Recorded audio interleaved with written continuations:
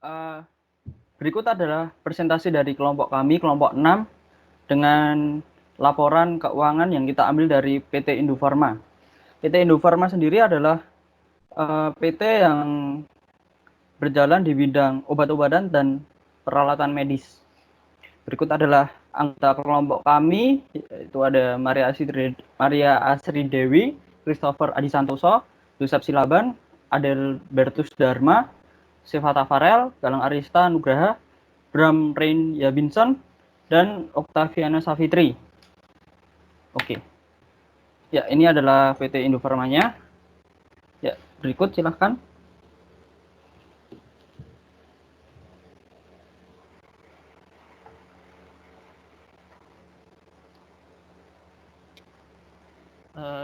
Jadi biaya tenaga kerja ini ada 3. Yang pertama itu gaji dan jaminan sosial bagi penjualan. Yang kedua gaji dan jaminan sosial bagian administrasi. Kemudian yang ketiga itu gaji dan jaminan sosial bagian pabrikasi. Nah, pada total dari tahun 2017 dan 2018 dari gaji dan jaminan sosial bagian penjualan ada 100. Dapat dilihat pada ada 173.960 miliar, dan kemudian ada gaji dan jaminan sosial bagian administrasi dan umum ada totalnya itu ada 137 miliar sekian, dan gaji dan jaminan sosial bagian pabrikasi itu ada 92 miliar sekian. Next. Oke.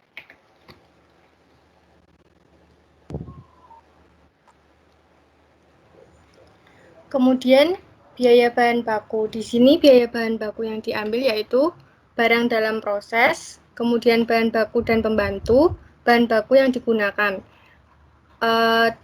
Laporan keuangan mengalami kenaikan dari barang dalam proses dan juga bahan baku yang digunakan, serta totalnya dapat dilihat pada tabel yang sudah tersedia. Kemudian dalam biaya overhead dalam perusahaan Indofarma terdiri dari 3, yaitu biaya overhead di beban administrasi mengalami penurunan dari yang awalnya 121 miliar sekian menjadi 98 miliar sekian. Next.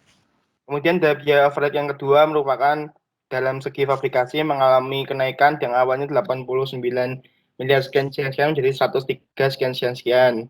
Kemudian yang ketiga adalah biaya overhead beban penjualan yang awalnya 172 miliar sekian menurun menjadi 155 miliar sekian.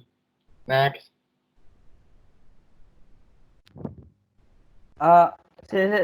Aduh, iki piye yo?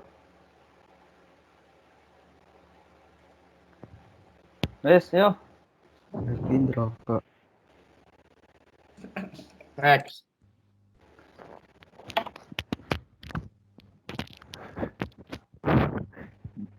Berikut ini 3 biaya yang mengalami kenaikan paling signifikan dari tahun sebelumnya, yaitu yang pertama bahan baku yang digunakan mengalami kenaikan sekitar 38 miliar.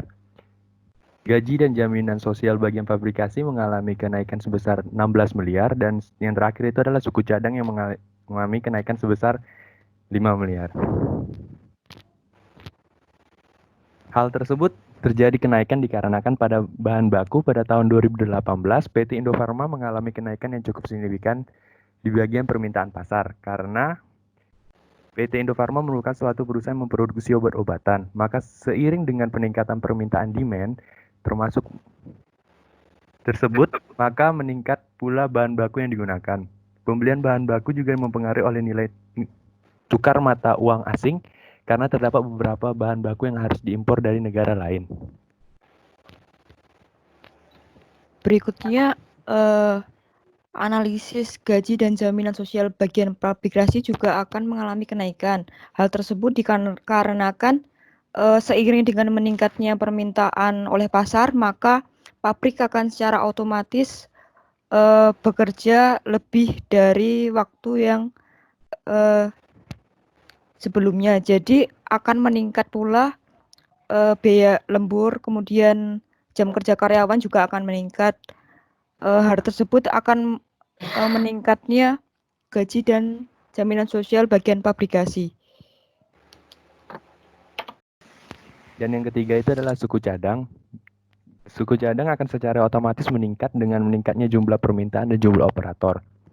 Hal tersebut dikarenakan jumlah jam kerja perusahaan menjadi lebih banyak dengan diberlakunya sistem lembur maupun tambahan jam kerja. Hal tersebut akan mengakibatkan mesin akan beroperasi lebih lama dan perawatan serta kerusakan akan mesin yang digunakan lebih sering dan lebih besar. Untuk memperbaiki mesin dan peralatan, maka jumlah stok suku cadang juga akan meningkat agar dapat beroperasi dengan normal kembali. Selanjutnya adalah biaya mengalami penurunan. Bisa dilihat dari data yang sudah ditampilkan, penurunan terjadi ketika biaya yang dikeluarkan pada tahun 2017 melebihi dari biaya yang dikeluarkan pada tahun 2018. Bisa disaksikan dalam kategori beban pokok penjualan mengalami penurunan sebanyak 142 sekian miliar dan detailnya bisa dilihat di dalam tabel. Lalu beban penjualan juga bisa dilihat dalam tabel meliputi biaya pemasaran, beban kantor, biaya penyusutan aset tetap, biaya amortisasi aset tak berwujud, biaya manfaat karyawan dengan total 5 miliar sekian. Next, selanjutnya adalah beban administrasi umum. Bisa dilihat mengalami penurunan sebanyak 522 miliar dengan rincian sebagai berikut: biaya manfaat karyawan, biaya persalinan dinas, biaya pembelian aset tetap.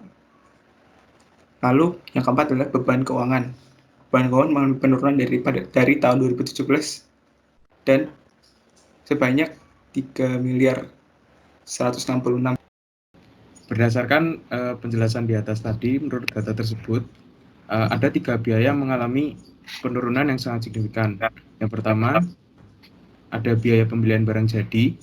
Dan pada pembelian barang jadi ini mengalami penurunan sebesar 92 miliar sekian dari tahun sebelumnya.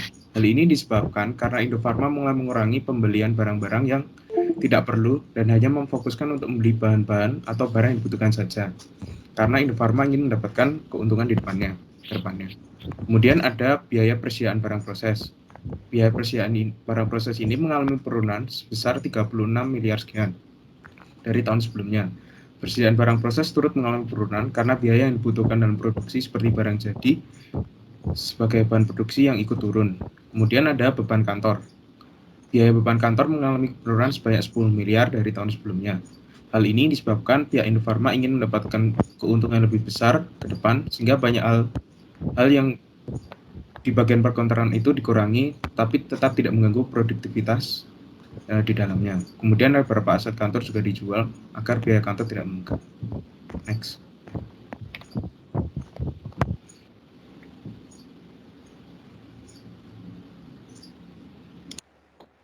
Kemudian dalam analisis penghematan biaya dalam kondisi bisnis dan teknologi, yang pertama adalah tentang biaya kerja. Biaya kerja dapat diturunkan dengan dalam analisis penghematan biaya dalam kondisi bisnis dan teknologi. Yang diturunkan adalah biaya tenaga kerja. Biaya tenaga kerja ini dapat turun karena pekerja yang repetitif dapat digantikan dengan robot dengan otomasi. Next. Kemudian yang biaya kedua adalah biaya iklan. Biaya iklan dapat diturunkan dengan cara memasang iklan secara pribadi lewat media sosial sendiri. Next.